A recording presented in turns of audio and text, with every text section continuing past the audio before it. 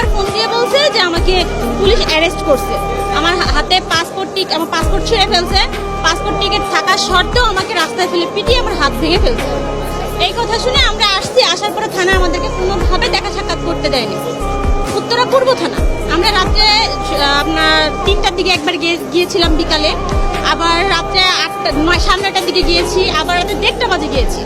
যার পরে তারা কোনোভাবে দেখা সাক্ষাৎ করতে জানে, আবার বলছে 40,000 টাকা নিয়ে থানায় যাওয়ার জন্য। ঠিক আছে, 40,000 টাকা হলে তারা ছেড়ে দিবে সকালে।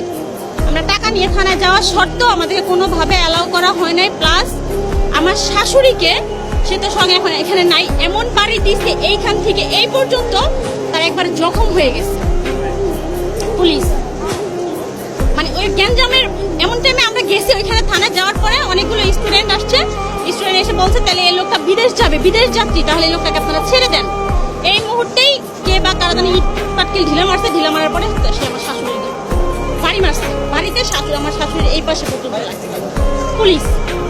তারপরে বললাম যে আপনারা 40,000 টাকা নিয়ে আসতে বলছেন, আমি 40,000 টাকা নিয়ে আসছি, তারপর আমার হাজবেন্ডটাকে ছেড়ে দেন। আমার বাচ্চা বারে বারে বলছে যে আমার বাবাকে একটু দেখতে দেন, তাও দেখতে দেয় নাই। আমার পাসপোর্টটা ছিঁড়ে ফেলানোর কারণটা কি?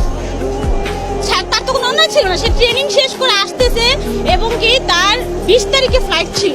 পরে পুলিশ আর আমাদেরকে কোনোভাবে অ্যালাউ করলো না, আমাদেরকে দেখাইলোও না।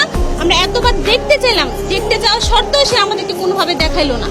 না দেখার ফলে সে পরের দিন আমাদেরকে বলে আমরা কোর্টে চালান দিয়ে দিচ্ছি। আবার থানায় গেছি, পরে বলে কি খানকির বাচ্চা এখান থেকে যা লাচ্ছি না খাইতে। তা আমাদের এখানে অন্যায় তো কোনো অন্যায় ছিল না।